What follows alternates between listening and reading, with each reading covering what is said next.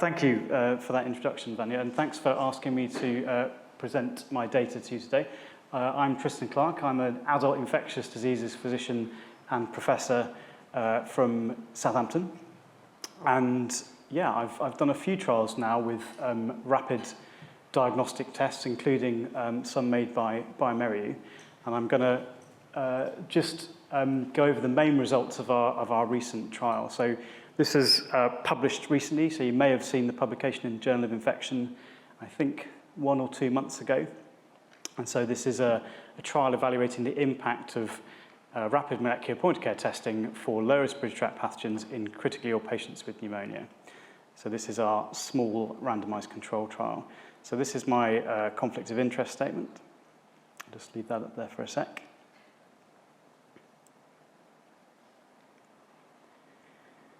Okay, and so in terms of the background, obviously I don't need to tell this audience too much about how important pneumonia is.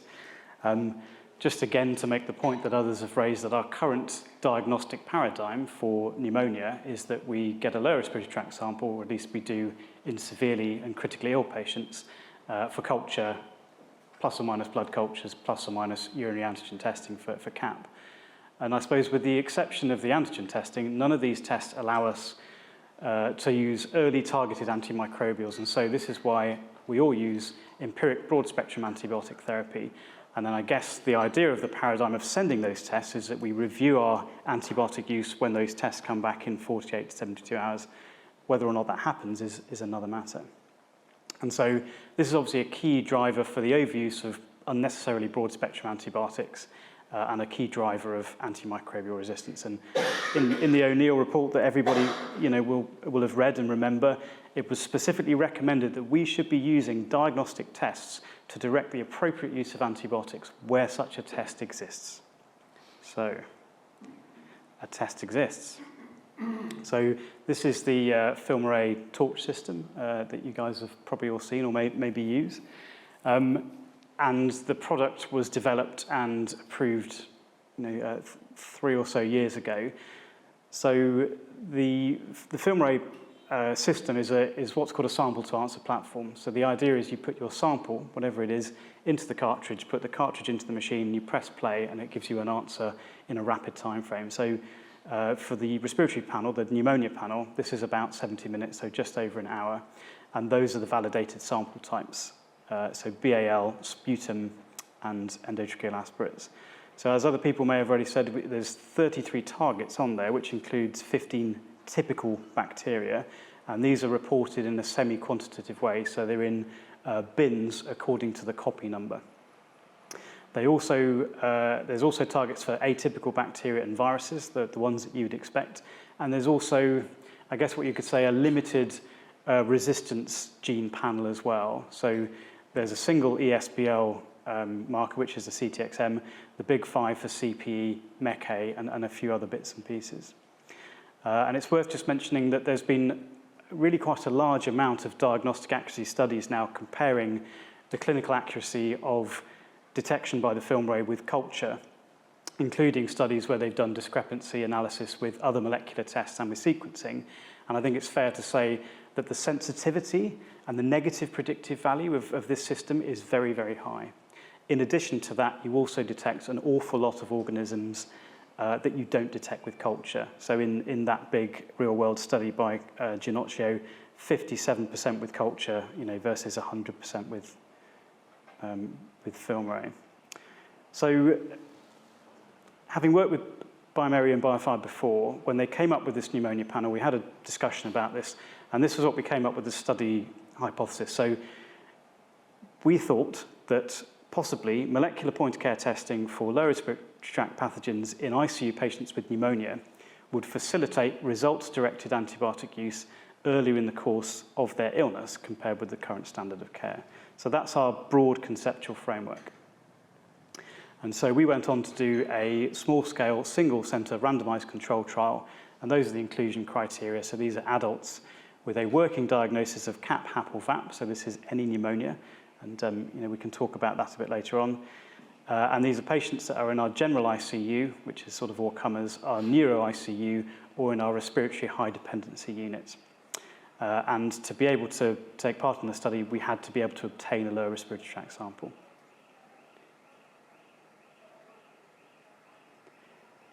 So these are the processes of the trial. So patients are randomized one-to-one to either get testing of a lower respiratory tract sample on the film array at the point of care. So the unit is located within our critical care units. Or they're randomized to the control group where they get standard routine clinical care with standard diagnostic testing at the discretion of the treating physician. It's worth noting that our intervention wasn't just the film array, in fact. So in addition to getting your lower respiratory tract sample tested on the film array, we also took a sample and tested it using this machine, also made by bioMérieux, which is the VIDAS machine. This is testing for procalcitonin. So this is also in a near-patient testing environment. So the intervention was the film array pneumonia panel, procalcitonin, and pneumococcal antigen testing, where appropriate. And then the other element of the intervention is that those results are discussed in real time by an infection specialist with the ICU team. So all patients on both groups get standard microbiological tests at the discretion of the clinical team.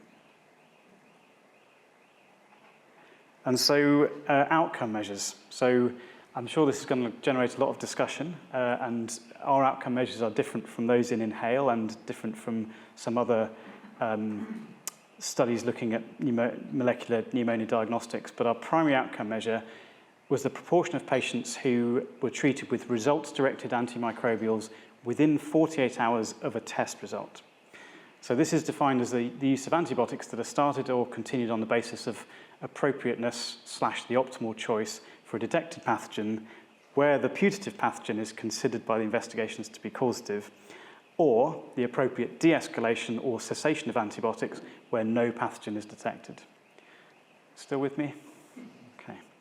Secondary outcome measures. So there's a lot of them, but the sort of headlines are here. So the time to results-directed therapy, and then the sort of nature of those changes. So the proportion that had escalation as a result of the test, the proportion with de-escalation, and then safety-type clinical outcomes. So length of stay on ICU, mortality, time on a ventilator, time on vasopressor therapy, adverse drug reactions, etc. So we originally powered this based on some local data that thought that we would have an increase from 25 to 40% in results-directed therapy, a fairly sort of modest aim, if you like, with the film array. And based on that, we needed 150 patients roughly in each group. In the end, we actually recruited 200 because when COVID came along, we had a lot of problems getting adequate resources to continue to run the study. So we did an unplanned interim analysis, and we'd already met our primary outcome. So in terms of the outcomes, just to try and explain the rationale from, because as I said, they are different from those in other studies. So the primary outcome seeks to answer this question: do clinicians actually change antimicrobials appropriately once they get a test result? Because maybe they don't, because maybe they just ignore the test result, when it comes back in 48 hours' time, and they just, complete their course of Tazocin. And we know that this happens. And does the film array, does testing with the film array change this? And then the secondary outcomes, again, aim to sort of give flesh to the bones on these things. So does using the film array lead to more rapid, so assuming that it does increase results-directed therapy, does that happen more rapidly? Because I guess it's also possible that you could generate that result, but actually nobody would do anything with it for 24, 48 hours because they're waiting to see if the patient recovers before they make any changes. And then what are the natures of the antibiotic changes? Is it all escalations? We're using more antibiotics. Is it all de-escalations? Is it a mixture of both? And accepting that the study isn't powered for safety, we also wanted to look at whether there was any safety signal there. The definition of what the optimal agents are based on local and national guidance, and local guidance is of course based on our local resistance profiles, and made the point that you have to cut your cloth to what you see locally. And the definition of escalation and de-escalation are based on ranking scores that are derived from another study. Okay, So the other thing we did is we retrospectively tested everybody in the control group where we had a sample that was tested for routine clinical care. We saved some of it and we tested it retrospectively on the FilmArray pneumonia panel. And this allowed us to do a proper real-world assessment of diagnostic accuracy and also, an assessment of missed diagnoses. So our statistical analysis, analysis was by intention to treat, and the framework was superiority. So we used a logistic regression model to compare groups for the primary outcome, adjusting for key variables, and those variables are detailed there. And then we used competing risk regression for time to event outcomes, using in-hospital death as our competing risk, because obviously people can die before you reach those endpoints that you're measuring, and you need to account for that. So this is the trial profile. I think it's probably just big enough for you to see that about a third of the people that were screened for inclusion were ineligible, and most of the ineligibility was because the chest X-ray did not show an infiltrate, wasn't reported as showing as an infiltrate. And the next common reason was that we couldn't actually get a lower respiratory tract sample, despite the fact that most of these people were intubated. There's also a few exclusions because patients weren't expected to survive very long. But you can see that we randomized 200 patients, 100 into each arm, and that everybody randomized received the intervention and was analyzed in the ITT analysis. And these are the baseline characteristics. I think they're probably as most people would expect. So the median age up there, you can see, is in the 60s, more men than women. You've got the median Apache and SOFA scores, which I guess is probably worth looking at. So the median Apache score is sort of 16 or 17, and SOFA score of 5 or 6. So I guess one could say that these are sort of moderately severely ill patients for an ICU population. Is that a fair thing to say, do you think? Rather than very, very, very sick. Okay. And that's a split between CAP, HAP, and VAP, because as I said, this is an all pneumonia study, and you can see there's a slight imbalance with more patients in the point of care group having ventilator-associated pneumonia. This is a study that took place both before and during COVID, and you can see we've got a similar number of COVID patients in each group. Okay, so I'll move on quickly to results. So in terms of the time to results, so this is the time from recruitment and randomization to having a result to discuss with a clinical team. You can see that in the point of care group, the time to results was under 2 hours compared to 66.7 hours, so between 2 and 3 days in the control group. I guess no big surprise there. We all know that culture takes 2 to 3 days to return a meaningful result. And in terms of the patients that actually had a credible pathogen identified by each of those groups, you can see that in the point of care group, it's about 70% compared to about 50% in the control group. So again, no surprises there. Looking at the previous studies of the pneumonia panels, you identify a lot more pathogens in the FilmArray group.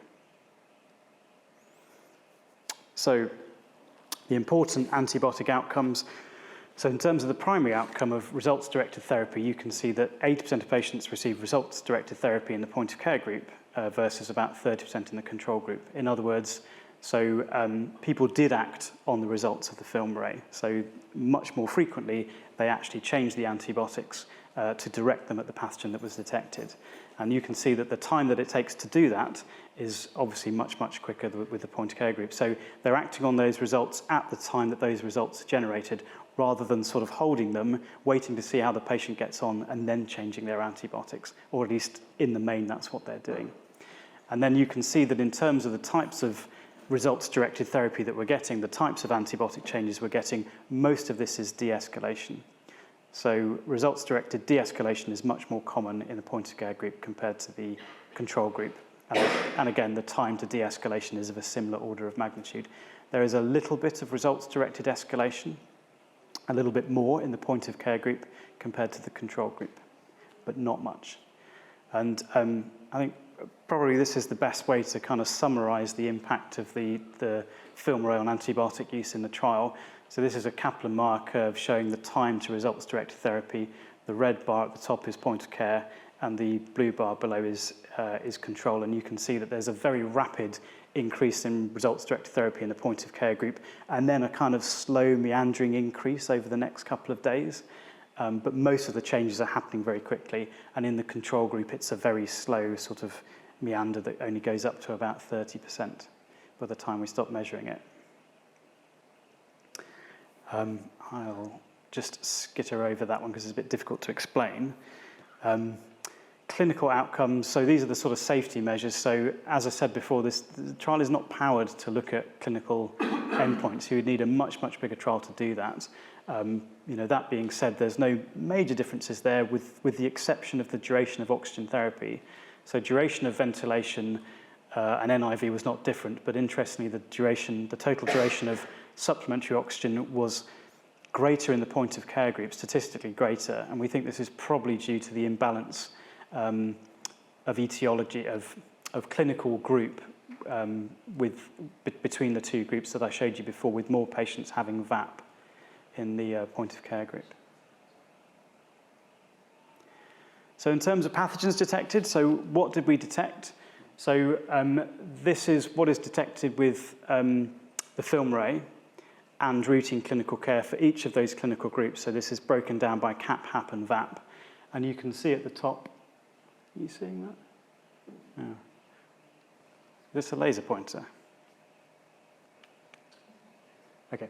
So CAP, HAP, and VAP. And you can see at the top there, this tells you if any pathogen was detected. And you can see that across all the groups, there's more pathogens detected in the film array group, the point-of-care group, and that multiple pathogens make up quite a lot of the increase.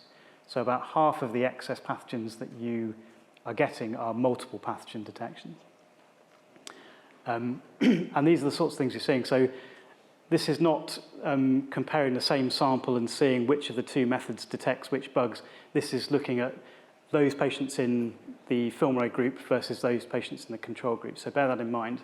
But you can see there are some sort of notable big differences.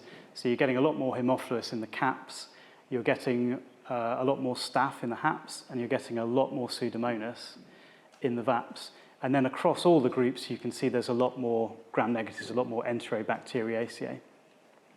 Again, what we'd expect, I think, from the previous diagnostic accuracy studies of the film array. So this is pathogen concordance. So there were some patients that had testing of both the film array and routine clinical care on the same sample.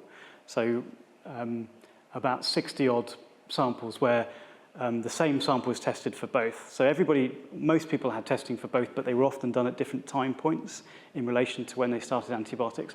So this is just an analysis of those samples that were tested, the same sample were tested by both methods.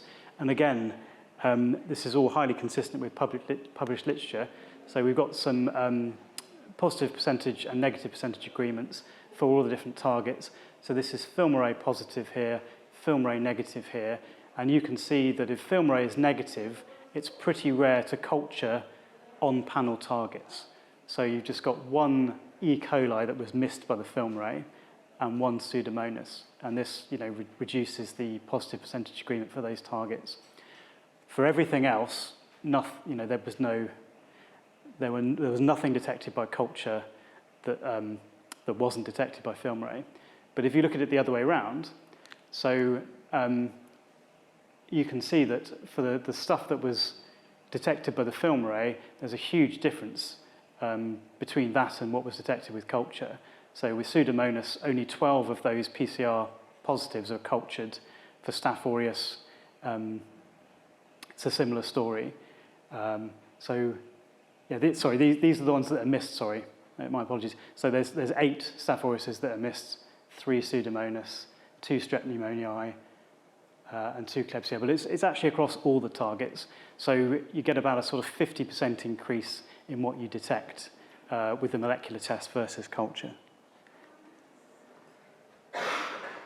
Oh yeah, and so on the right-hand side, these are off-panel detections. So because the panel is not completely comprehensive, you are going to culture things that are not detectable with your multiplex panel. And so these are the things that we detected in the trial. So we also did an assessment, a retrospective assessment, to see whether it had made any difference to whether they ended up being treated with antibiotics that didn't actually cover those pathogens based on the film array result. And for most of them, it didn't, because they were in the control arm. But even for those where they were in the intervention arm, no patient was sort of de-escalated based on the result of the film array to something that didn't actually cover the organisms that were subsequently cultured, if you see what I mean.